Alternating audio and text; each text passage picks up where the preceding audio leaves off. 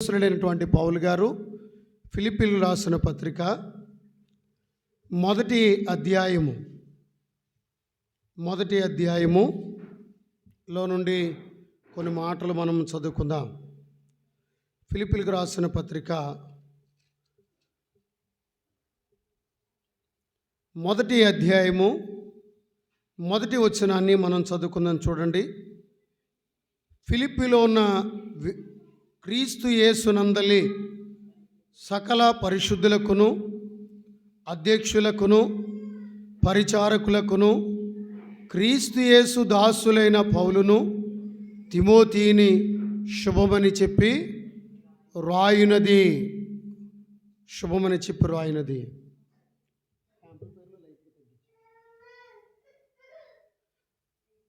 చిన్న ప్రార్థన చేసుకుందాం. జీవాధిపతి అయిన మా తండ్రి, సర్వోన్నతుడా, మీకు స్తోత్రాలు చెల్లిస్తూ ఉన్నాం. ఈ పగటి వేళ మీరు మాకు అనుగ్రహించినటువంటి ఈ అమూల్యమైన సమయాన్ని బట్టి మీకు స్తోత్రాలు. మీ దీవెన ఆశీర్వాదాలతో నీ మాటలు వినడానికి మీరు కలిగించినటువంటి సదుపాయాన్ని బట్టి మిమ్మను స్తుతిస్తూ ఉన్నాం, మిమ్మను ఘనపరుస్తూ ఉన్నాం. మీ నామాన్ని కొనియాడుతున్నాం ప్రభువా, మీకే స్తోత్రాలు. ప్రజల మీ వారు నిలబడిన నేను నిష్ప్రయోజకుడను. ప్రయోజనకరమైన నీ మాటలు మీ దాసుని నిలబడినటువంటి నాలో నుండి మీరే పలిగించమని, నాయన కాని మాట లేని మాట నా నోట రాకుండానట్లు మీ కాపుదలు అనుగ్రహించి మీ కృపలో కొనసాగింపచేయమని మా ప్రాణప్రియుడు, మా రక్షకుడు, మా ఆత్మల కాపు అధ్యక్షుడైన యేసుక్రీస్తు ప్రభు పుణ్య పాదముల చెంత చేరి అడిగి వేడుకొనుచున్నాం పరమ తండ్రి, ఆమెన్. ప్రభునందు ప్రియమైన సోదర సోదరులారా, మనం చదువుకున్నటువంటి లేఖన భాగములో అపోస్తలుడైనటువంటి పౌలు గారు ఈ ఫిలిప్పీలకు రాస్తున్నటువంటి పత్రికలో ఇలాగూ సంబోధిస్తూ ఉన్నాడు. వినండి, ఈ మాట గమనిస్తూ ఉండగా, ఫిలిప్పీలో ఉన్న క్రీస్తు యేసునందలి సకల పరిశుద్ధులకు అన్నాడు. ఎవరికట? సకల పరిశుద్ధులు. ఎవరున్నారు ఫిలిప్పీలో అంటే? పరిశుద్ధులు ఉన్నారు అనే మాట గమనిస్తూ ఉన్నాం. ఎవరున్నారు చెప్పండి? పరిశుద్ధులు ఉన్నారు. అసలు మానవుడు ఎవరు అని అంటే, దేవుని గ్రంథంలో మనం గమనిస్తూ ఉన్నాము, మానవుడు అపవిత్రమైన వాడుగా మనం గమనించవచ్చు. చూడండి, యెషయా గ్రంథము 6వ అధ్యాయము 5వ వచనాన్ని మనం చదువుకుందాం. 6వ అధ్యాయము 5వ వచనం. యెషయా గ్రంథము 6వ అధ్యాయము 5వ వచనం ఏమన్నాడు అక్కడ?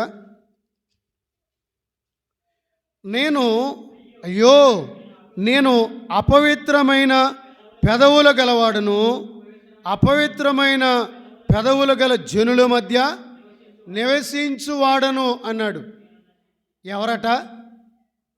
నేను అపవిత్రుడను. నేను మాత్రమే కాదు, నేను ఎక్కడున్నానంటే అపవిత్రమైన పెదవులు గల జనుల మధ్య నివసిస్తూ ఉన్నాను. అంటే పిల్లలు వినండి, మానవుడు అపవిత్రుడు ఎక్కడున్నాడు అని అంటే అపవిత్రమైన పెదవులు గల జనుల మధ్య నివాసం ఉంటా ఉన్నాడు. ఈ మాటను మనం గమనిస్తూ ఉండగా, మానవుడు ఏమై ఉన్నాడు అనంటే, ఒకటి, అతడు పాపాత్ముడు. మరి ఈ పాపము నుంచి పరిశుద్ధుడిగా ఎలాగూ చేయబడ్డాడు అని మనం గమనించినట్లయితే, హెబ్రీయులకు రాసిన పత్రిక 13వ అధ్యాయము 12వ వచనం చూడండి. 13వ అధ్యాయం 12వ వచనం. 13వ అధ్యాయము 12వ వచనం.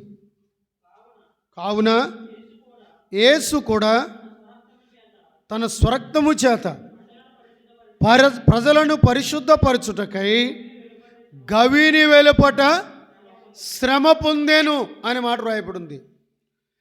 ఇక్కడ పౌలు ఈ పత్రిక రాస్తూ పరిశుద్ధులు అనే మాట గమనించాడు. పరిశుద్ధులు అనే మాట రాసినట్లుగా మనం చూస్తూ ఉన్నాం. ఎవరయ్యా మానవుడు అని అంటే, మానవుడు పాపాత్ముడు, పాపాత్ముడైన మానవుడు పరిశుద్ధుడైన దేవుడు. అలాగైతే మానవుని పాపము పరిహరించబడాలి అని అంటే ఆ పరమాత్ముడైనటువంటి ప్రభు అయినటువంటి యేసుక్రీస్తు వారు తన అమూల్యమైన రక్తధారల ద్వారా మానవులైన మనము ఏం చేయబడ్డామంటే పరిశుద్ధపరచబడ్డాం. అమ్మ, అర్థమవుతుంది ఈ మాట? ఏం చేయబడ్డాం చెప్పండి? పరిశుద్ధపరచబడ్డాం, పవిత్రులుగా చేయబడ్డాం, పరిశుద్ధులుగా చేయబడ్డాం. దేని ద్వారా అంటే క్రీస్తు యేసు అమూల్యమైనటువంటి రక్తము ద్వారా పరిశుద్ధులుగా చేయబడ్డాం అనే మాట మనం గమనిస్తూ ఉన్నాం. పిల్లారా, ఈ మాటలు మనం గమనిస్తూ ఉన్నప్పుడు మానవుడు క్రీస్తు రక్తములో కడిగబడిన వాడుగా ఉన్నాడు కాబట్టి ఇప్పుడు ఏమై ఉన్నాడు చెప్పండి? పరిశుద్ధుడిగా చేయబడ్డాడు. మానవుడు పరిశుద్ధుడిగా చేయబడ్డాడు. అందుకని పౌలు ఈ పత్రిక రాస్తూ అంటున్నాడు. పౌలు గారు ఏమంటున్నాడంటే, ఫిలిప్పీలో ఉన్న క్రీస్తు యేసునందలి సకల పరిశుద్ధులకు అని ఈ పత్రిక ప్రారంభిస్తూ ఈ పత్రిక రాస్తున్నట్లుగా మనం చూస్తూ ఉన్నాం. ఈ పత్రికలో చాలా సంగతులు మనం చూడవచ్చు, కానీ మన ధ్యానానికి ఆధారంగా 3 సంగతులు మనం గమనిద్దాం. మొట్టమొదటిగా మనం గమనించినట్లయితే,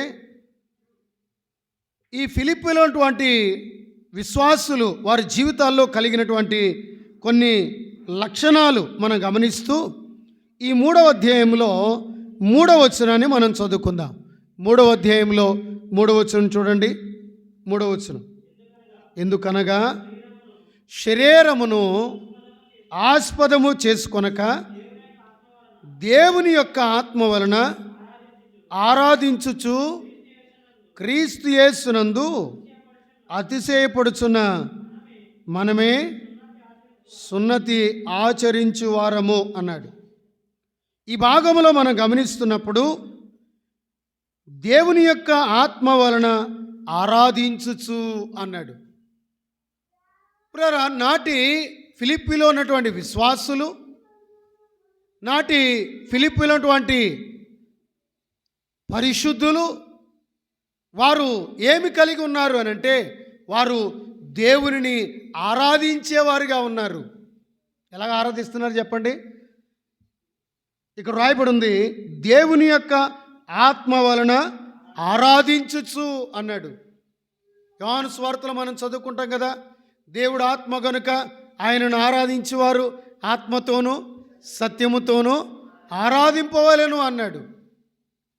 కాబట్టి ఆత్మ ద్వారా వారు ఏం చేస్తున్నారంటే ఆరాధిస్తూ ఉన్నారు అనే మాట రాయబడింది. ఇప్పుడు నమ్మినటువంటి బిడలైన మన జీవితంలో మనము చేయవలసినటువంటి పని, వారు ఫిలిప్పీలో ఉన్న విశ్వాసులు, వారు రక్షించబడ్డారు, రక్షించబడిన వారు చేసేటువంటి పని మొట్టమొదటిగా మనం గమనిస్తూ ఉన్నాము. వారు చేస్తున్నారు ఏంటంటే ఆరాధన చేస్తూ ఉన్నారు. నమ్మిన మన జీవితాల్లో మనం కూడా ఆరాధనకు విలువనిచ్చేవారిగా ఉండాలి. ఆరాధన అంటే ఏదో నచ్చిన పాటలు పాడుకొని, మెచ్చిన వాక్యం చెప్పుకొని కదండి, కలిగినటువంటి వాటిని కానుకలుగా సమర్పించుకుని ఆనందపడి సంతోషంగా మనము ఆ కూడిక ముగించుకుని తిరిగి ఎవరికి రాలికారు వాళ్ళు వెళ్ళిపోవటం అనేది అది ఆరాధనకు సంబంధించిన సంగతి కానే కాదు. ప్రియులారా, ఆరాధనలో మరొక కార్యక్రమం ఉంది. ఏంటి అదనంటే, అది ప్రభు అయినటువంటి యేసుక్రీస్తు వారి యొక్క శరీరము, ప్రభు అయిన యేసుక్రీస్తు వారి యొక్క రక్తమును గురించినటువంటి కార్యక్రమాన్ని కూడా మనము గమనించగలిగే వారిగా మనం ఉంటా ఉన్నాం.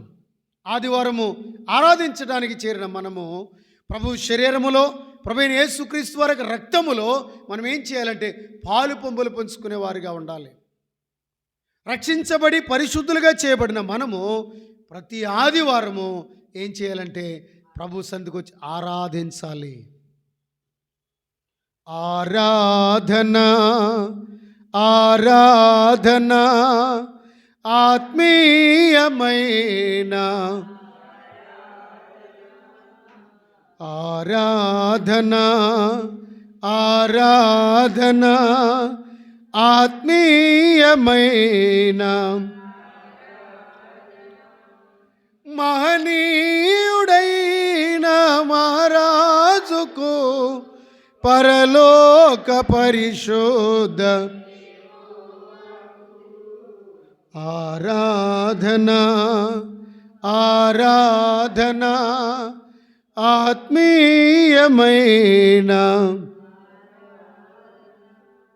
కాబట్టి ఇక్కడ జ్ఞాపకం చేసుకున్నటువంటి మాట ఏంటంటే, దేవుని లేఖన భాగంలో మనం జ్ఞాపకం చేసుకుంటూ ఉన్నాము. వారు ఏం చేస్తున్నారు అయ్యా అంటే, వారు ఆరాధిస్తూ ఉన్నారు. ఏం చేస్తున్నారు చెప్పండి? దేవుని యొక్క ఆత్మ వలన ఆరాధించుచు అనే మాట మనం గమనిస్తున్నాం.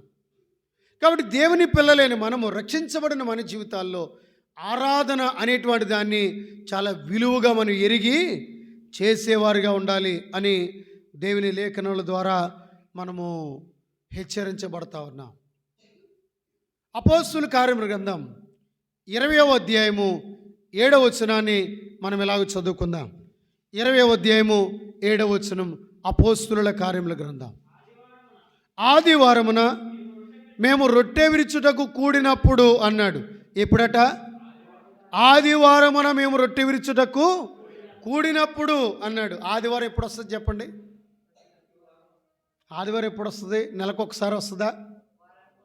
ఆదివారం ఎప్పుడు వస్తుంది అంటే, ప్రతి ఆదివారం, ప్రతి శనివారము తర్వాత ఆదివారం, శనివారానికి ముందు, ప్రతి సోమవారం తర్వాత ఆదివారం, ప్రతి శనివారానికి ముందు ఆదివారం, వారానికి ఒక్కసారి ఏం చేస్తుంది చెప్పండి?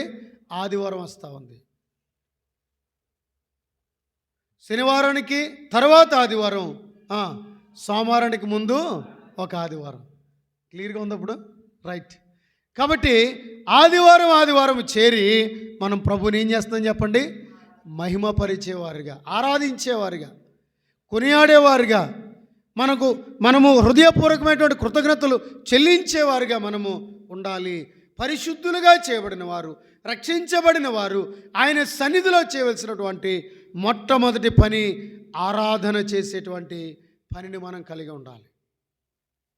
ఉన్నత లోకమైన దేవుడు, మహాపరిశుద్ధుడు, ఆయన ఆ ఉన్నతమైన రాజ్యాన్ని విడిచి ఈ భూలోకానికి ఆయన దిగి వచ్చాడు. కాబట్టి ఆ ప్రభువైన యేసుక్రీస్తు వారిని జ్ఞాపకం చేసుకుంటూ, తండ్రిని మనం హృదయమార ఏం చేస్తాం చెప్పండి? ఆరాధన చేస్తూ ఉన్నాం. చాలాసార్లు మన ఆరాధన ఎలాగుంది అని అంటే, దేవుని గ్రంథంలో మనము ఇలాగో జ్ఞాపకం చేసుకుంటాము. చూడండి,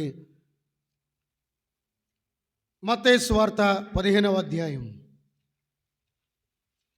మత్తయి సువార్త 15వ అధ్యాయం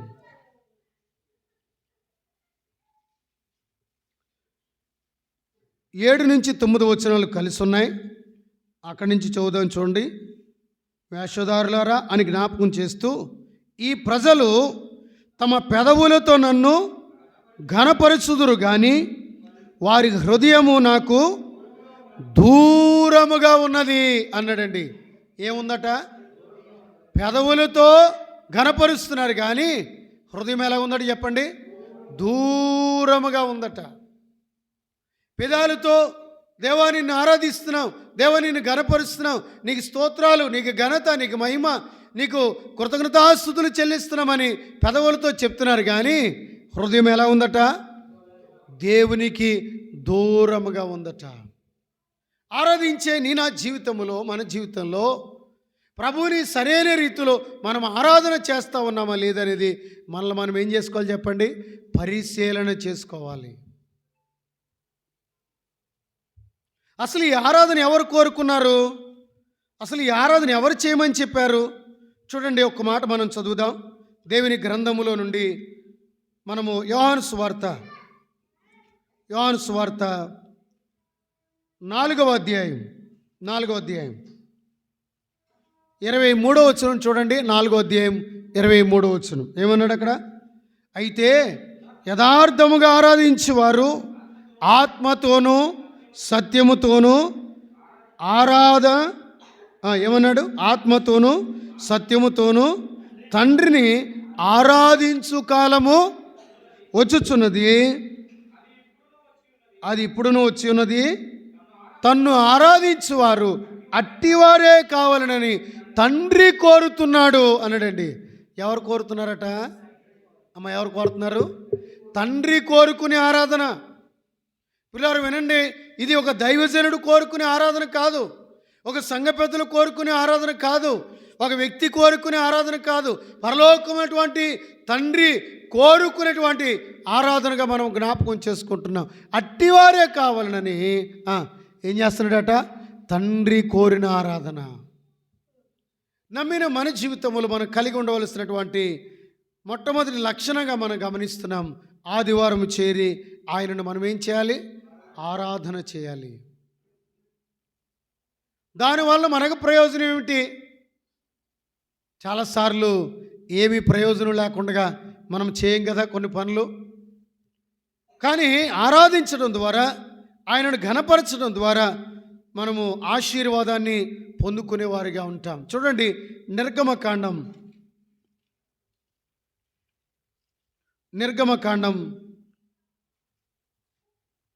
20వ అధ్యాయము 24వ వచనాన్ని మనం చదువుకుందాం. నిర్గమకాండం 20వ అధ్యాయము 24వ వచనం.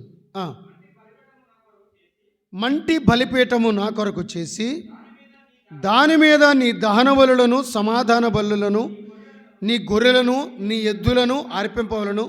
నేను నా నామమును జ్ఞాపకార్థం గురించి ప్రతి స్థలములోను నీ యొద్దకు వచ్చి నిన్ను ఆశీర్వదించదను అన్నాడు. ఏమన్నాడు చెప్పండి? నా నామమును జ్ఞాపకార్థముగా నుంచు ప్రతి స్థలము నీ యొద్దకు వచ్చి నిన్ను ఆశీర్వదిస్తాను అన్నాడు. పైభాగములో మంటి బలిపీఠం నా కొరకు చేసి దాని మీద దహన బలులు అర్పించండి. ఒక్క మాటలో చెప్పాలి అంటే, నేను ఆ స్థలానికి వచ్చి మిమ్మల్ని నేనేం చేస్తాను? ఆశీర్వదిస్తాను. ఆయనను జ్ఞాపకం చేసుకోవడం ద్వారా, ఆయనకు బలిని అర్పించడం ద్వారా వారికి ఏం కలిగింది అంటే ఆశీర్వాదం కలిగింది. సామెతల గ్రంథం మనం చదువుకుంటాము, నీతిమంతుని జ్ఞాపకం చేసుకునుట చెప్పండి ఆశీర్వాదకరము అన్నాడు. నీతిమంతుని జ్ఞాపకం చేసుకున్నట్టు ఏటట? ఆశీర్వాదకరం. అలాగైతే వినండి, ఆరాధనలో ప్రభువుని మనం ఏం చేస్తాం? మనము జ్ఞాపకం చేసుకుంటాం. నీతిమంతుడు మన ప్రభువైన యేసుక్రీస్తు వారు నన్ను జ్ఞాపకం చేసుకుంటే దీనిని చేయడి అని కొరింథీ పత్రికలో రాయబడినట్లుగా మనము ఆయనను ఏం చేస్తామంటే జ్ఞాపకము చేసుకుంటా ఉన్నాం.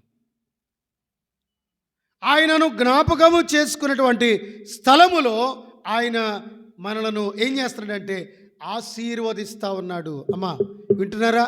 ఆరాధిస్తే ఏముంది చెప్పండి? ఆశీర్వాదం ఉంది. ఆరాధన పోగొట్టుకుంటే ఆశీర్వాదము లేదు. దేవుని సన్నిధిలో ఆరాధించే నీ జీవితంలో, నా జీవితంలో దేవుడు మనల్ని ఏం చేస్తున్నాడు చెప్పండి? ఆశీర్వదిస్తూ ఉన్నాడు.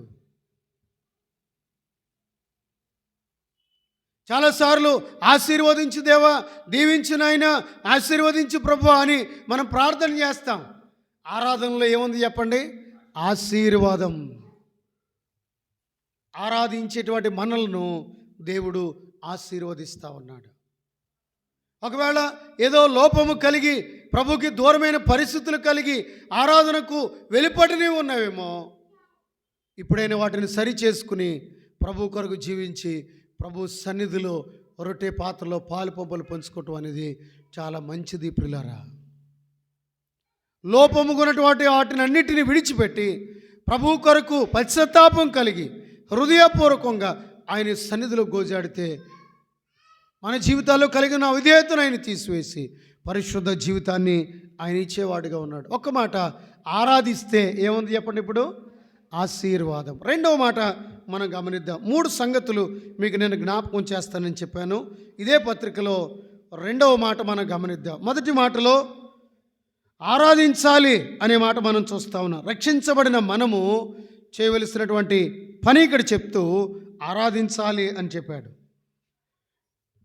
వారు ఆత్మ ద్వారా వారు ఆరాధన చేస్తున్నారు. అలాగైతే మనం కూడా చేయవలసిన పని ఏంటంటే ఆరాధించాలి. రక్షించబడిన మనమందరము ప్రభు సన్నిధికి చేరి ఆరాధించేవారుగా ఉండాలి. ప్రతి ఆదివారం ఆయన సన్నిధికి చేరి ఆయనను ఘనపరిచేవారుగా ఉండాలి. రెండవ మాట ఇదే ఫిలిప్పీయులకు రాసిన పత్రిక 1వ అధ్యాయము 20వ వచనం చూడండి. 20వ వచనం, నేను మిగులు అపేక్షించుచు నిరీక్షించుచున్న ప్రకారముగా మీ ప్రార్థన వలనను యేసుక్రీస్తు యొక్క ఆత్మ నాకు సమృద్ధిగా కలుగుట వలనను అనే మాట మనం చూస్తున్నాం. మీ ప్రార్థన వలనను అన్నాడు. అంటే ఫిలిప్పీలో ఉన్న విశ్వాసులు వారు కలిగి ఉన్న మరొక లక్షణం ఏంటి అంటే వారు ఏం చేస్తున్నారు చెప్పండి? ప్రార్థన. అమ్మా ఏం చేస్తున్నారు చెప్పండి? ప్రార్థన. ప్రార్థన మన జీవితాలను మార్చేది. ప్రార్థన మన అవసరాలు తీర్చేది. ప్రార్థన మన జీవితాలను ప్రభు కొరకు నిలబెట్టి ప్రభు సన్నిధిలో చక్కని రీతిలో జీవితాన్ని కొనసాగింపచేసేది. ప్రార్థన అనేది మన జీవితాలకు చాలా అవసరమైన సంగతి. పుల్లారా, దేవుని గ్రంథంలో మనం చూస్తున్న పౌలు అంటున్నారు, పౌలు గారు ఈ మాట చెప్తూ ఆయన ఏమంటున్నాడంటే మీ ప్రార్థనల వలన యేసుక్రీస్తు యొక్క ఆత్మ నాకు సమృద్ధిగా కలుగుట వలనను అన్నాడు. పుల్లారా, పౌలుకి ఆనాడు ఫిలిప్పీలో ఉన్నటువంటి విశ్వాసుల యొక్క ప్రార్థన ఆయనకు తోడుగా ఉంది. ఆయన అవసరతలలో, ఆయన అక్కరలలో, ఆయన సేవా పరిచర్యలో ప్రార్థన ఎంతో తోడుగా ఉన్నట్లుగా మనం చూస్తూ ఉన్నాం. పుల్లారా, మన జీవితాల్లో మనం కూడా ఏ అనుభవాన్ని కలిగి ఉండాలంటే ప్రార్థన అనుభవాన్ని కలిగి ఉండాలి. మన జీవితాల్లో ప్రార్థన అనుభవాన్ని మనం కలిగిన వారుగా ఉండాలి. ప్రార్థన అనుభవాన్ని మనం కలిగిన వారుగా ఉంటే ప్రార్థన ద్వారా గొప్ప కార్యాలు మనం జరిగించవలసిన వారుగా మనం ఉంటాము అనే విషయాన్ని మనం గమనిస్తూ ఉన్నాం. ప్రార్థించుము ప్రియుడా, జీవింతువు ప్రభులో, ప్రార్థించుము సోదరుడా, జయముందుము భువిలో. ప్రార్థించుము ప్రియుడా, జీవింతువు ప్రభులో, ప్రార్థించుము సోదరుడా, జయముందుము భువిలో. ఓ ప్రార్థనే బోనం, ప్రార్థనే పానం, ప్రార్థనే ప్రాణం, ప్రార్థనే సర్వం. ప్రార్థనే బోనం, ప్రార్థనే పానం, ప్రార్థనే ప్రాణం, ప్రార్థనే సర్వం. ప్రార్థించుము ప్రియుడా, జీవింతువు ప్రభులో, ప్రార్థించుము సోదరుడా, జయముందుము భువిలో. ఓ పుల్లారా, దేవుని సన్నిధిలో మనం ఏం చేయాలంటే ప్రార్థించేవారుగా ఉండాలి. అందుకని నాడు పౌలు తన జీవితంలో ఆనాటి స్థానిక సంఘము చేస్తున్న ప్రార్థన ఆయన పరిచర్యలో ఎంతో ఉపయోగపడినట్లుగా మనం చూస్తూ ఉన్నాం. ప్రార్థించే అనుభవాన్ని మన జీవితాల్లో మనం కలిగి ఉండాలి. ఒక మాట మనం చదువుదాం. ప్రార్థించడం ద్వారా మనకి కలిగేటువంటి మేలు ఏముంది అని అంటే చూడండి, దేవుని గ్రంథములో మనం చదువుకుంటాము. తిమోతికి రాసినటువంటి 1వ పత్రిక 2వ అధ్యాయం. తిమోతికి రాసినటువంటి 1వ పత్రిక 2వ అధ్యాయం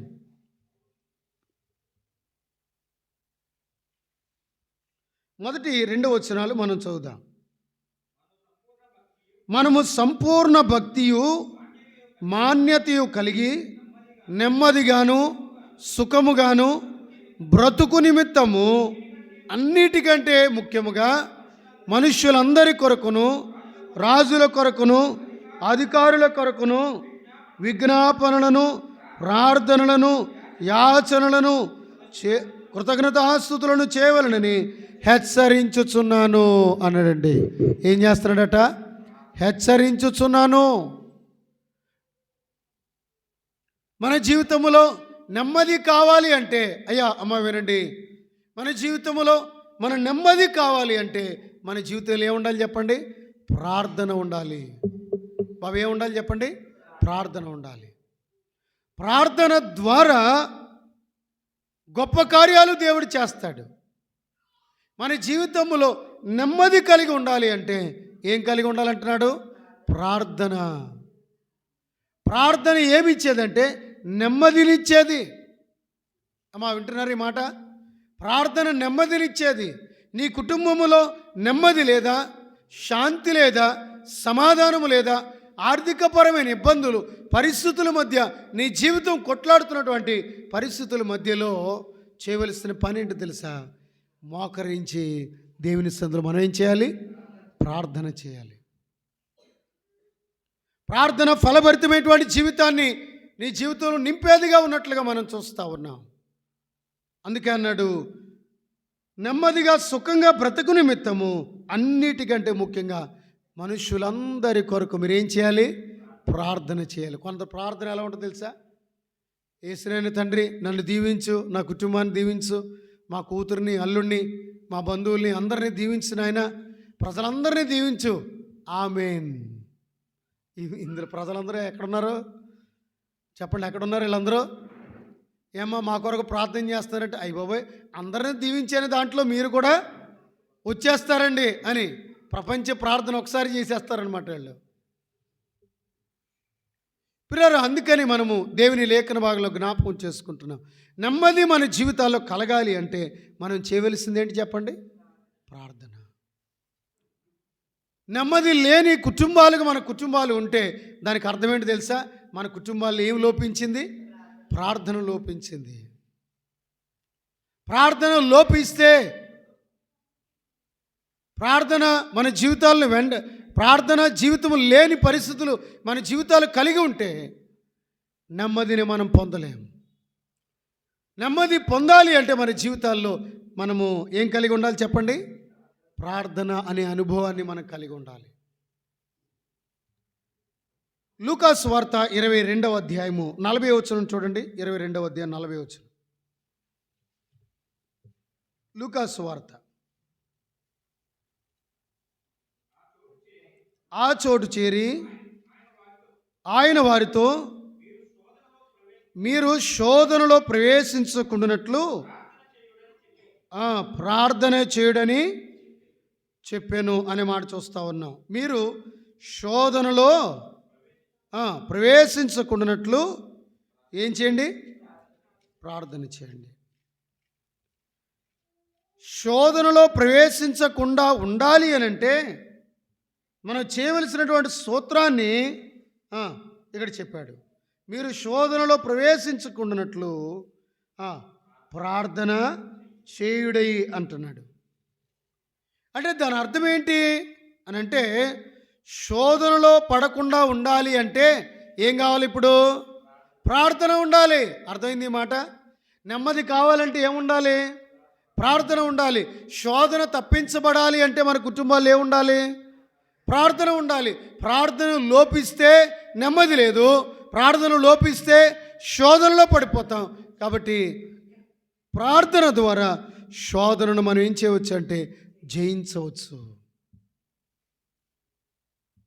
చాలామంది ఎలాగ చెప్తారేమంటే, అయ్యారు మా కుటుంబంలో ఏమున్నాయి? శోధనలండి. శ్రమ వెంబడి శ్రమ, శోధన వెంబడి శోధన, బాధ వెంబడి బాధ, భరించలేకపోతా ఉన్నాం అని చెప్పేవారు ఉన్నారు. పిల్లరా, ఒక్క మాట దేవుని గ్రంథంలో రాయబడింది. మనం చేయవలసిన పని ఏంటంటే ప్రార్థనని ఆయుధంగా చేసుకుని ప్రార్థన చేయడం ద్వారా దేవుడు ఏం చేస్తాడు చెప్పండి? సమృద్ధి అయినటువంటి ఆశీర్వాదాన్ని మనకి ఇస్తాడు. నువ్వు ఎక్కడైతే శోధన బాధల మధ్య నువ్వు ఇబ్బంది పడుతున్నావో ఆ పరిస్థితుల నుంచి నిన్ను విడిపిస్తాడు. ఈ మాట చెప్పింది ఎవరో తెలుసా?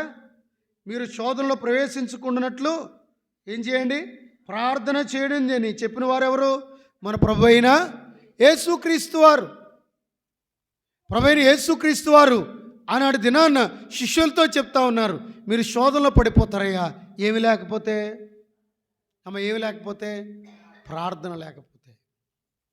ప్రార్థన లేకపోతే శోధనలో పడిపోయేది ఖాయమే. కాబట్టి శోధన తప్పించబడాలి అంటే మీరేం చేయండి? మెలకువగా ఉండి ప్రార్థించండి. ఆధ్యాత్మికమైన మెలకువ కలిగి మనం ఏం చేయాలంటే ప్రార్థించేవారుగా మనం ఉండాలి. పిల్లలు, ఈ మాటను మనం జ్ఞాపకం చేసుకుంటుండగా దేవుడు ప్రభువైన యేసుక్రీస్తు వారికి చెప్పినటువంటి మాటను వారు మరిచి దేవుని మాటను వారు తృణీకరించి వారు ఏం చేశారో తెలుసా? వారు నిద్రపోయినట్లుగా మనం చూస్తాం. 22వ అధ్యాయం చూడండి, లూకాసు వార్త 31వ వచనం. 22వ అధ్యాయం 31వ వచనం. సీమోను సాతాను మిమ్మును పట్టి గోధుమల వలె జలించుటకు మిమ్మును కోరుకొనేను. వింటున్నారు ఈ మాట? సాతానుడు మిమ్మల్ని ఏం చేస్తున్నాడు చెప్పండి? కోరుకున్నాడట. దేనికి? జల్లించడానికి. ఏం చేయడానికి? జల్లించడానికి. ఏ జల్లింపు? గోధుమలు జల్లించినట్లు మిమ్మును కోరుకొనెను. ఏదైనా అపరాలు, ఏదైనా అవసరమైనటువంటి వాటిని జల్లిస్తున్నప్పుడు మనం ఏం చేస్తాం చెప్పండి? పొట్టు పనికిరని వాటన్నిటినీ జల్లిస్తూ ఉంటే ఒక గింజ అటువైపు ఉన్నటువంటి ఆ గింజ జల్లిస్తున్నప్పుడు అటు నుంచి వచ్చి డైరెక్ట్గా ఇటువైపు ఆ జల్లెడుకున్నటువంటి కాపుదల ఏదైతే ఉందో దాన్ని ఏం చేస్తుంది చెప్పండి? కొట్టుకుంటుంది. అటు నుంచి ఇసిరితే ఇటుకు వస్తుంది, ఇటు నుంచి ఇసిరితే అటు వెళ్తుంది. ఇప్పుడు అటు ఇటు అదేం చేయబడుతుంది చెప్పండి? కొట్టుకుంటా ఉంది. అలాంటి స్థితిలోనికి మీరు ఏం చేయబడతారు? వెళ్ళిపోతారు. అది మీరు తట్టుకోలేరు.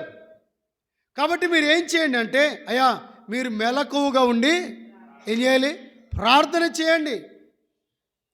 మెలకువ కలిగిన జీవితం కలిగి ప్రార్థించే అనుభవాన్ని మనం కలిగిన వారిగా ఉండాలి. పిల్లరా, ఈ మాటను మనం ఆలోచన చేస్తున్నప్పుడు పేతురైతే నిద్రలోకి జారిపోయాడు. పేతురు నిద్రలోనికి వెళ్ళిపోయాడు. తక్కిన శిష్యులు కూడా నిద్రలోనికి వెళ్ళిపోయారు. ఒక భయంకరమైన శోధన పేతురు జీవితంలో కూడా ఎదుర్కొన్నాడు. ఎంతటి భయంకరమైన శోధన అంటే, అసలు యేసు ప్రభు ఎవరో నాకు చెప్పండి. యేసు ప్రభు ఎవరో నాకు తెలియదు అని చెప్తున్నాడు. యేసు ప్రభు ఎవరో నాకు తెలియదనే స్థితికి వెళ్ళిపోయాడు. అంటే ఎంత భయంకరమైన స్థితిలోనికి వెళ్ళిపోయాడో చూడండి. పులారా, ఈ మాటను మనం ఆలోచన చేస్తూ ఉండగా దేవుని పిల్లలైన మన జీవితంలో హృదయపూర్వకమైనటువంటి ప్రార్థన అనుభవాన్ని కలిగి మనకున్నటువంటి ప్రతి సమస్యను ప్రభు సన్నిధిలో పెట్టడం ఎంతైనా ఆశీర్వాదకరం. మనం శుక్రవారం ప్రార్థన కొడుకు జరుగుద్ది. ఆ ప్రార్థన కొడుకులో మనకు కలిగినటువంటి ప్రతి సమస్యను ప్రభు సన్నిధిలో పెట్టి మనం ఏం చేస్తున్నాం చెప్పండి? ప్రార్థన చేస్తున్నాం. ఆ ప్రార్థన అనుభవాన్ని మనము కలిగిన వారిగా ఉండాలి. ప్రార్థన గొప్ప కార్యాలు చేసేది. అపోస్తుల కార్యముల గ్రంథములో 12వ అధ్యాయం 12వ వచనములో సంఘం అయితే అత్యాసక్తితో ఏం చేస్తున్నారు చెప్పండి? ప్రార్థన చేస్తున్నారు. పేతురు ఎక్కడ ఉన్నాడు? చెరసాలలో ఉన్నారు. పేతురు చెరసాల నుంచి బయటకు వచ్చినట్లుగా మనం కూడా చూస్తాం. సంఘము చేసిన ప్రార్థన, సంకెళ్ళు తెగిపోయినవి, ద్వారాలు తెరవబడ్డాయి. ప్రార్థన ద్వారా గొప్ప కార్యం జరిగింది. ఏ స్థలములో కూడుకుని వారు ప్రార్థిస్తున్నారు, ఆ స్థలానికి పేతురు వచ్చి తలుపు తడతా ఉన్నాడు. పిల్లరా, ప్రార్థన అనుభవాన్ని మనం కలిగిన వారుగా ఉండాలి. అందుకని ఇంతటి స్థితి కలిగినటువంటి పేతురు తన జీవితంలో ప్రార్థించనే కారణం చేత ఎక్కడికి మునిగిపోయాడు చెప్పండి? శోధనలో పడిపోయాడు. యేసు ప్రభు ఎవరో నాకు తెలియదు అనే వారికి తన జీవితం వెళ్ళిపోయింది. పిల్లరా, ఎంత విచారకరమైన సంగతో మనం దేవుని లేఖన భాగంలో ఆలోచన చేస్తూ ఉన్నాం. కాబట్టి మన జీవితంలో 2 సంగతులు అక్కడ చెప్పాడు. ప్రార్థన ద్వారా నెమ్మదిని దేవుడు ఇస్తున్నాడు. ప్రార్థన ద్వారా ఇంకేమిస్తున్నాడు చెప్పండి? శోధనలు జయించే భాగ్యాన్ని ఇస్తా ఉన్నాడు. కాబట్టి మనం కలిగినటువంటి ప్రతి శోధన పరిస్థితులన్నిటి మధ్య మనం ప్రార్థన అనుభవాన్ని మనం కలిగిన వారిగా ఉండాలి. మత్తయి సువార్తలో రాయబడినట్లుగా నీవు నీ గదిలోనికి వెళ్ళి నీ తలుపు వేసుకుని రహస్యమందు చూచు నీ తండ్రికి ప్రార్థన చేయాలి. నీ జీవితంలో నెమ్మది కావాలి అంటే రహస్యమందు చూచుచున్నటువంటి నీ తండ్రికి నువ్వు ప్రార్థించే అనుభవాన్ని కలిగి ఉండాలి. కాబట్టి ప్రార్థన చేయడం ద్వారా నెమ్మదిస్తూ ఉన్నాడు. ప్రార్థన చేయడం ద్వారా శోధన జయించే భాగ్యాన్ని ఇస్తూ ఉన్నాడు. అలాంటి ప్రార్థన అనుభవాన్ని మనం కలిగిన వారికి ఉండాలి. ఆఖరిగా మూడవదిగా మనం గమనిస్తున్నాం. 3 సంగతులు చెప్పుకుంటామని మీకు ముందుగా నేను తెలియపరిచాను. మొదటిగా మనం గమనించాము, వారు ఆరాధిస్తూ ఉన్నారు. మనం కూడా ఏం చేయాలి? ఆరాధించాలి. వారు ప్రార్థిస్తూ ఉన్నారు. మనం కూడా ఏం చేయాలి? ప్రార్థించేవారిగా ఉండాలి. ఇప్పుడు మూడవ సంగతి మనం గమనిస్తూ ఉన్నాము. ఫిలిప్పీలకు రాసినటువంటి పత్రిక 1వ అధ్యాయములో లేక చూడండి 4వ అధ్యాయం 18వ వచనం, 4:18. నాకు సమస్తమును సమృద్ధిగా కలిగి ఉన్నవి, మీరు పంపిన వస్తువులు ఎపఫ్రోదితు వలన పుచ్చుకొని ఏమీ తక్కువ లేక ఉన్నాను అంటున్నాడండి. ఎవరు ఈ మాట చెప్పింది? పౌలు గారే. ఫిలిప్పీలో ఉన్న విశ్వాసులకి ఈ మాట రాస్తూ ఉన్నాడు ఆయన. అయ్యో ఫిలిప్పీలో ఉన్నటువంటి విశ్వాసులారా, ఒక మాట మనకు వినండి. ఇదిగో దేవుడు నాకు సమృద్ధిగా ఇచ్చాడు. మీరు నాకు పంపిన వస్తువులు ఎపఫ్రోదితు వలన పుచ్చుకొని ఏమీ తక్కువ లేక ఉన్నాను. ఏమి లేదట, ఏమీ తక్కువ లేదు. ఆనాటి ఫిలిప్పీలోని విశ్వాసులు ప్రభు పక్షాన ఎవరికి ఇస్తున్నారు చెప్పండి? ఇప్పుడు పౌలుకి ఇస్తూ ఉన్నారు. వారు కలిగిన వాటిని దేవుడు వారిని ఏ రకంగా అయితే దీవించాడో, ఏ విధంగా ఆశీర్వదించాడో ఆ ఆశీర్వాదాన్ని దీవెనను పంచుకుంటూ వారు ఏం చేస్తున్నారంటే వారు కలిగిన వాటిని ఎవరికి పంపించారు చెప్పండి? పౌలు గారికి పంపించారు. పౌలు గారు అంటున్నాడు అక్కడ, అయ్యా మీరు పంపిన వస్తువులు నేనేం చేశాను చెప్పండి? సమృద్ధిగా, నాకు సమస్తమును సమృద్ధిగా కలిగి ఉన్నది. మీరు పంపిన వస్తువులు ఎపఫ్రోదితు వలన పుచ్చుకొని ఏమీ తక్కువ లేక ఉన్నాను. ఇది నాకు లేదు, అది లేదు అనుకునేది ఏం లేదు. అన్నీ సమృద్ధిగా నేను కలిగి ఉన్నాను. అన్నిటినీ సమృద్ధిగా నేను కలిగి ఉన్నాను. దేవుడు ఏమిచ్చాడు అంటే సమృద్ధిని దేవుడు ఇచ్చాడు. ప్రియమైన సోదర సోదరులారు వినండి, ఆనాటి విశ్వాసులు పౌలుకి వారు పంపించిన వస్తువులను బట్టి పౌలు సమృద్ధిని కలిగిన వాడిగా ఉన్నాడు. మన జీవితంలో మనం కూడా ప్రభుకి కలిగిన వాటిని ఏం చేయాలంటే అర్పించేవారిగా మనము ఉండాలి. దేవుడు మనకి ఇచ్చిన వాటిని తిరిగి ఆయనకి ఇచ్చే అనుభవాన్ని మనం కలిగిన వారిగా ఉండాలి.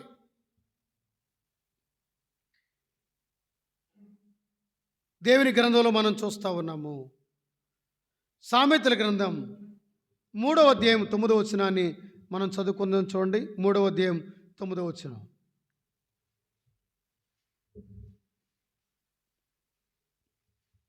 సామెతల గ్రంథం 3వ అధ్యాయం 9వ వచనం. నీ రాబడి అంతటిలో ప్రథమ ఫలమును నీ ఆస్తిలో భాగమిచ్చి యెహోవాను ఘనపరచుము అని మాట చూస్తూ ఉన్నాం. ఆయనకి ఇచ్చి ఆయన నుంచి మనం ఏం చేయాలట? ఘనపరిచేవారుగా ఉండాలి. ఆయనకి ఇవ్వాలి. మనకు కలిగినటువంటి వాటిని, వర్ధిల్లిన కొలది కలిగిన వాటిని ప్రభువుకి ఇస్తూ ప్రభు నుంచి ఆశీర్వాదాలు మనం పొందుకునేవారుగా మనం ఉండాలి. ప్రియమైన సోదర సోదరులారు వినండి, మన దేవుడు సమృద్ధినిచ్చే దేవుడు. ఆయన మన అక్కరి తీర్చే దేవుడు, మన ఆకలి తీర్చే దేవుడు, మన అవసరతలన్నింటినీ ఆయన మహిమలో తీర్చేవాడుగా మనం చూస్తూ ఉన్నాం. ప్రియులారా, ఈ మాట మనం ఆలోచన చేస్తూ ఉండగా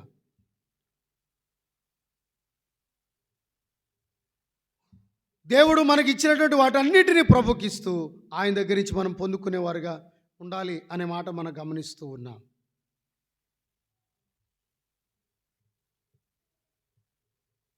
ఇలాగ మనం పాడుకుంటాం.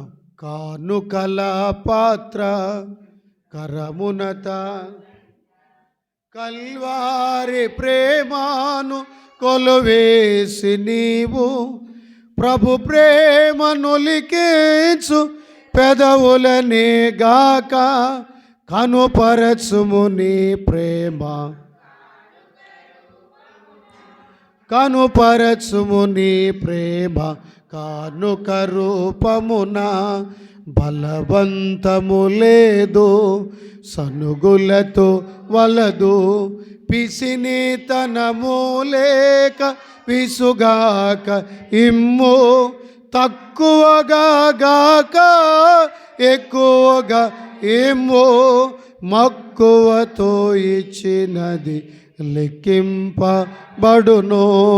మక్కువతో ఇచ్చినది లెక్కింపబడును కానుకల పాత్ర. ఏం చేయాలట చెప్పండి? బలవంతం లేదట, సనుగులతో వాళ్ళదట. కలిగిన వాటిని ప్రభువుకు మనం ఏం చేయాలి చెప్పండి? ఇచ్చేవారుగా ఉండాలి అనే మాట మనం గమనిస్తూ ఉన్నాం. మలాకి గ్రంథములో ఒక మాట రాయబడింది చూడండి.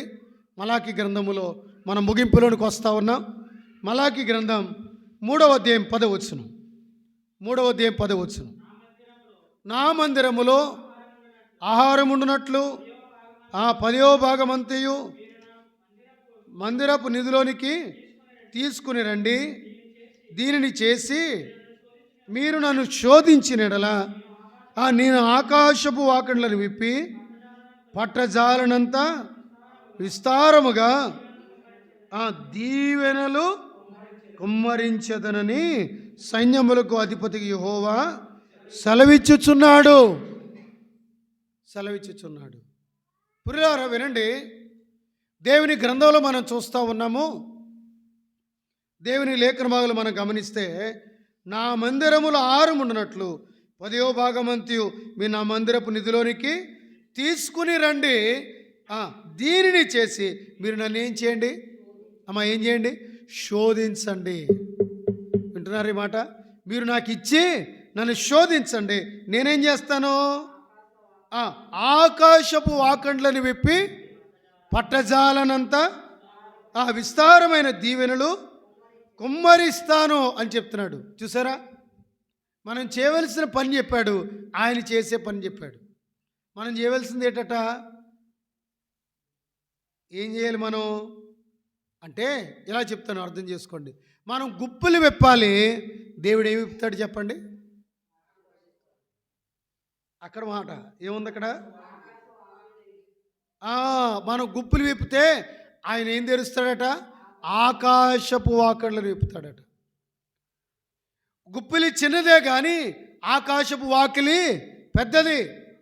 ఆయన ఆకాశపు వాకిలి విప్పుతాడు, సమృద్ధి అయిన ఆశీర్వాదాన్ని మనకి దయచేస్తాడు. నాడు ఫిలిప్పీలోని విశ్వాసులు వారు కలిగిన వాటిని పౌలు గారికి ఇచ్చి సేవలో సహకారాన్ని వారు తెలియపరిచారు. దేవుని పిల్లలైన మన జీవితంలో మనం కూడా దేవుని పని అనుకున్నప్పుడు మనకు కలిగిన వాటిని ప్రభువు కొరకు ఇస్తూ, దేవుని పక్షాన ప్రభు కొరకు ఇస్తూ, దేవుని సన్నిధానములో మనం ఆయనను మహిమపరిచేవారుగా ఉండాలి. ఆయన ఆకాశపు వాకిళ్లను విప్పి మీకు పట్టజాలని ఆశీర్వాదాలు ఇస్తానన్నాడు. కాబట్టి ఆశీర్వాదం కావాలి అంటే ప్రభువుకు మనము ఏం చేయాలి? ఇచ్చేవారుగా మనం ఉండాలి. ఇక్కడే ఫిలిప్పీయులకు రాసిన పత్రిక ఆఖరిగా 4:18 చదువుదాం చూడండి. 4:18 నాకు సమస్తమును సమృద్ధిగా కలిగి ఉన్నవి, మీరు పంపిన వస్తువులు ఎపఫ్రోదితు వలన పుచ్చుకొని ఏమి తక్కువ లేకున్నాను, అవి మనోహరమైన సువాసనయు దేవునికి ప్రీతికరమును ఇష్టమునైన యాగమునై ఉన్నవి అన్నాడండి. ఎలాంటి వాటివి? ఎలాంటివట? అవి మనోహరమైనవి, సువాసన గలవి, ప్రీతికరమైనవి, ఇష్టమైన యాగమునై ఉన్నవి అన్నాడు. చూసారా, దేవుడికి చిన్నదాన్ని దేవుడు ఎంత గొప్పగా దాన్ని ఎంచుతున్నాడు చూడండి. యాగమునై ఉన్నవి అనే మాట చూస్తూ 19లో చెప్పాడు. కాగా దేవుడు తన ఐశ్వర్యము చెప్పున క్రీస్తు యేసునందు మహిమలో మీ ప్రతి అవసరము తీర్చును. ఆమె ఏం తీరుస్తాడు? మన ప్రతి అవసరాన్ని దేవుడు తీరుస్తాడు. నువ్వు ఎలాంటి అవసరతలో నువ్వు కలిగి ఉన్నావో ఆ అవసరతను దేవుడు తీరుస్తాడు. నీ అవసరతలు తీర్చబడాలి అంటే ఏం చేయాలి? ప్రభు సన్నిధిలో మనం ఆయనకు ఇచ్చేవారుగా ఉండాలి. మీ ప్రతి అవసరము తీర్చును. ప్రభు మన అవసరాలు తీర్చేవాడు. అమ్మా, అయ్యా, నీ ఉద్యోగం చేస్తున్నావా, వ్యాపారం చేస్తున్నావా, పని చేసుకుంటున్నావా, నమ్మకంగా ప్రభువుకి ఏ వంతు ఇవ్వాలనుకుంటున్నావు ఆ వంతును తీసుకుని వచ్చి నమ్మకంగా ప్రభు సన్నిధిలో అర్పించడం ద్వారా తగిన ఆశీర్వాదాన్ని మనం పొందుకుంటాం. నాడు ఫిలిప్పీలో ఉన్న వారు ఏం చేశారు చెప్పండి? దేవునికి ఇచ్చారు. మాసిదోనియా విశ్వాసులు వారు నిరుపేదలైనను వారు ఏం చేస్తున్నారట? వారి దాతృత్వము గొప్పది ప్రియులారా. వారు సమృద్ధిగా ఇచ్చారు. నిరుపేదలైనను వారు దేవునికి ఇచ్చారు. దేవుడికి మనం కలిగిన వాటిని ప్రభువుకి ఇస్తూ వాటన్నిటిని ప్రభు లెక్క చేసేవాడుగా ఉన్నాడు. ఆయన కోరిక మేరకు, ఆయన ఆలోచన మేరకు మనం జీవించేవారుగా ఉండాలి. నేను ముగించబోతున్నాను. 3 సంగతులు మనం చూసాం. ఒకటి, రక్షించబడి పరిశుద్ధులుగా చేయబడిన మన జీవితంలో మనం చేయవలసిన పని ఏంటి చెప్పాడు అక్కడ? ఒకటి, ఆరాధించేవారుగా ఉండాలి. నాడు వారు ఆరాధించారు, మనం కూడా ఏం చేయాలి? ఆరాధించాలి. రెండవదిగా మనం చూస్తూ ఉన్నాం, వారు ప్రార్థించారు పౌలు కొరకు, మనం కూడా ఏం చేయాలి? ప్రార్థించే అనుభవాన్ని మనము కలిగిన వారుగా ఉండాలి. అది మాత్రమే కాదు, మూడవదిగా మనం చూసాము, వారు కలిగిన వాటిని దేవుని పక్షాన పౌలు గారికి ఇచ్చారు. సమృద్ధిని దేవుడు వారి జీవితాల్లో నింపాడు పిల్లరా. తన ఐశ్వర్యము చెప్పున ప్రతి అవసరాన్ని వారి జీవితంలో తీర్చాడు. కాబట్టి మనం కూడా ప్రభుకి ఇచ్చేవారుగా, ప్రభు నుండి తిరిగి పొందుకునేవారుగా ఉండాలని ప్రభు పేరట తెలియపరుస్తూ ఈ మాటలు ప్రభు సన్నిధిలో మనం ముగించుకుంటూ ఉన్నాం. ప్రభు ఈ తలంపులు మన హృదయంలో భద్రపరచును గాక. ప్రార్థన చేసుకుందాం.